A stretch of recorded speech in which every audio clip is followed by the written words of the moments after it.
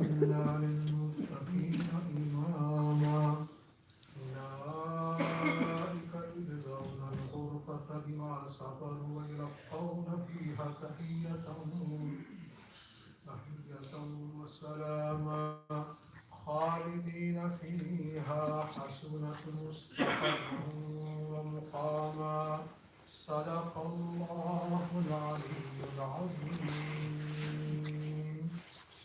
اللهم صل على سيدنا محمد وعلى آل سيدنا محمد كما صليت على إبراهيم وعلى آل إبراهيم إنك حميد مجيد اللهم بارك على سيدنا محمد وعلى آل سيدنا محمد كما باركت على إبراهيم وعلى آل إبراهيم إنك حميد مجيد.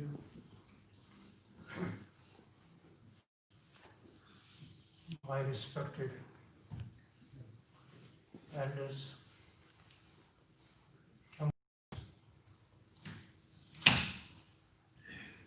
you are sitting at this very moment in the masjid, I will humbly ask you to come and join us in this circle of tafsir. As you all know, I have been shedding light on the very last verses of Surah Al-Furqan, in which Allah subhanahu wa ta'ala has stated 13 characteristics, noble habits of His favored ones. Those who are righteous, those who are pious, they adopt qualities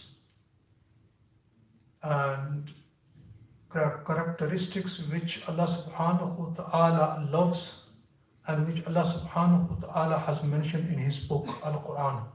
So far, we have managed to shed light and talk about 9 noble habits.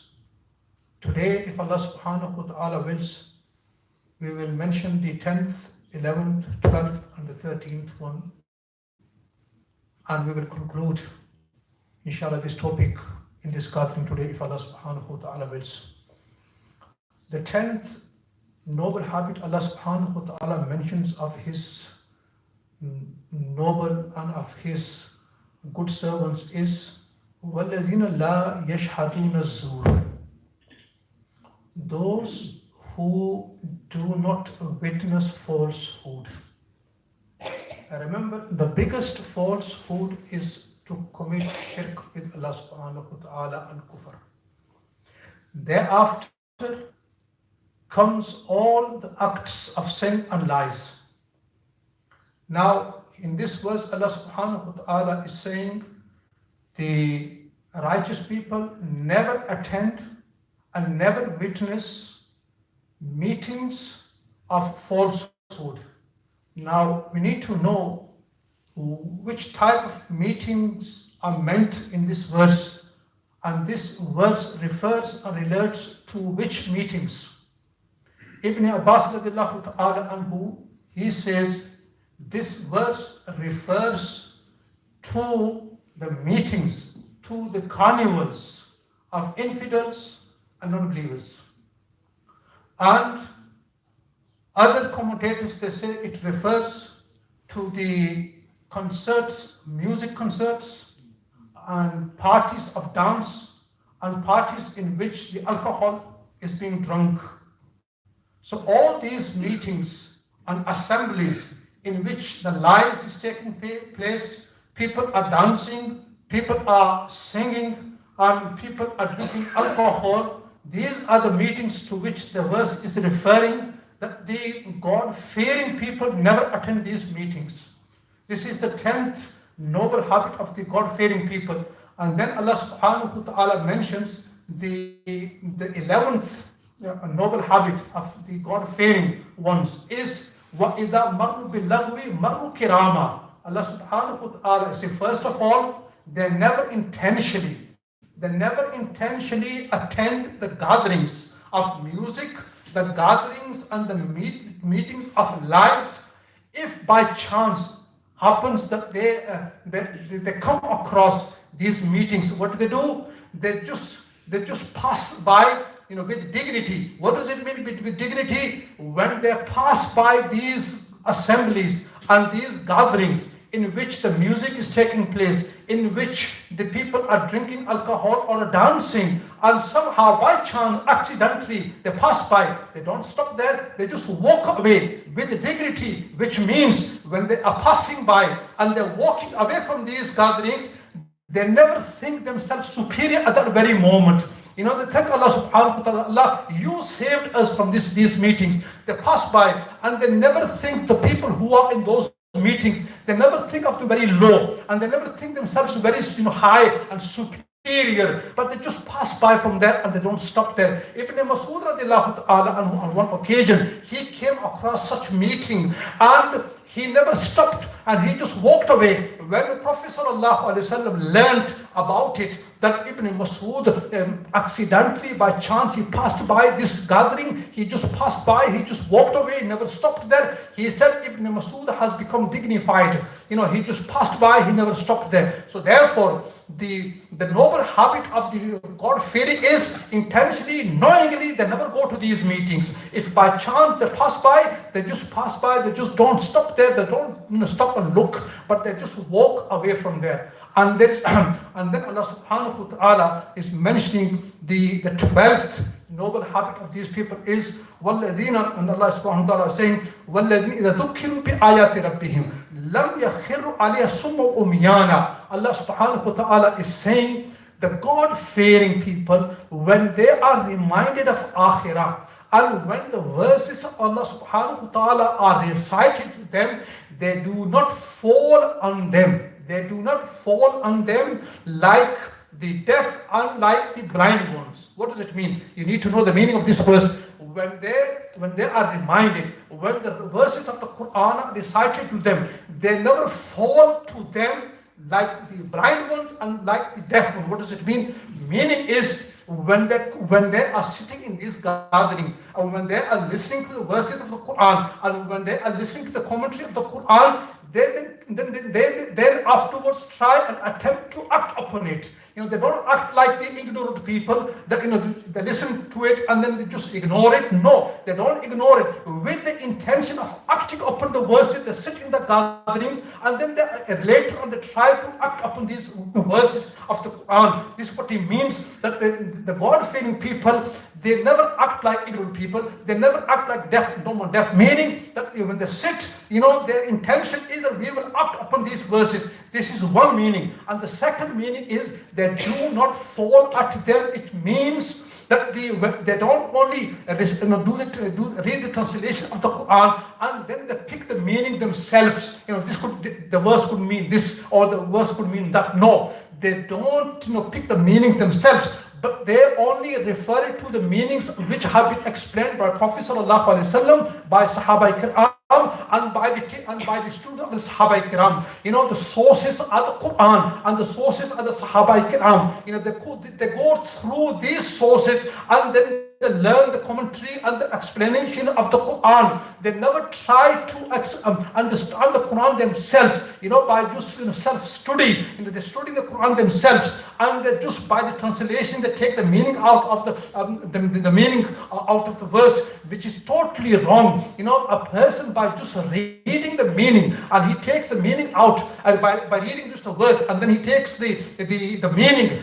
Sometimes he falls into misconception, to many doubts. So therefore, when we are reading the translation of the Quran, we should have a tafsir at home, which is a reliable tafsir, an authentic source, such as tafsir Ma'arif al-Quran. We should have this at home, which is in English, which is in Urdu also. Ma'arif al-Quran should be at every household. Ma'arif al-Quran, written by Mufti Shafi rahmatullah alayh. You can find it in English, you can find it in Urdu, and thereafter there are so many other tafsir. Qurtubi, tafsir Ibn Kathir, tafsir Qurtubi, tafsir Khazin. These are the big in Arabic. But for common people, Tafsir Ma'arif al-Quran, written by Mufti Shafi rahmatullah alayh, one should have at home. It is in English and it is in 8 volumes. It was written for the common people but because due to his sincerity, Allah subhanahu wa ta'ala has accepted so much so that even the ulamas are benefiting from this tafsir. So one should have this tafsir at home. So Allah subhanahu wa ta'ala is saying that they never fall at these verses, meaning they don't act like ignorant people,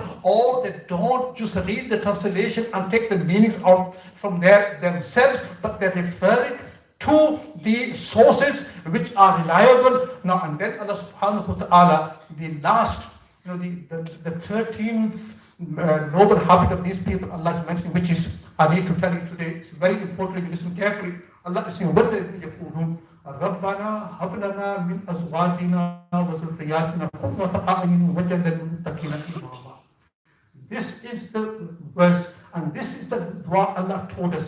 If you want your children, or if you want your coming generation to be obedient to Allah subhanahu wa ta'ala, then this is the verse you need to recite at all times. This is the verse, that the meaning is, they say in the record dua, this Allah is teaching us a dua. يَقُولُ رَبَّنَا هَبْ لَنَا مِنْ أَزْوَاجِنَا وَذُرِّيَّاتِنَا. Oh Allah, you give us from our spouses, our wives, and our children coolness of our eyes. Meaning, you make our wives, our children coolness of our eyes. And you make us heads of the God-fearing. What does it mean? Heads of God-fearing. If this, every father, he is the head of his family. If his family becomes pious, then he will be the chief and he will be the head of the muttaqeen, the God-fearing. Now the ulama are saying, Ashraf al-Thani rahmatullahi writes, he said, whosoever will read this dua after every first prayer, Allah subhanahu wa ta'ala, through the barakah of this dua, which Allah has taught us himself, Allah will make his children obedient to him. And Allah subhanahu wa ta'ala will make his children obedient to Allah subhanahu wa ta'ala. Allah subhanahu wa ta'ala will make his children coolers of his eyes.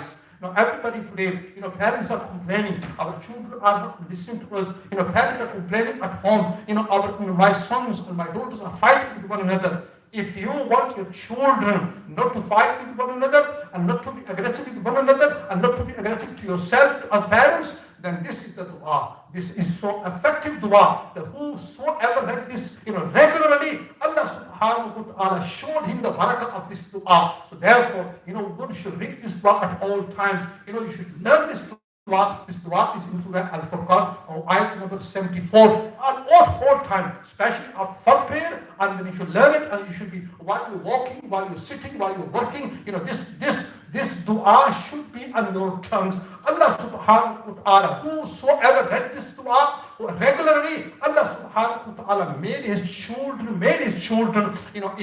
obedient to him, and Allah subhanahu wa ta'ala. Now sometimes people, are finding a difficulty to, for the children's marriage. They say we can't find a suitable,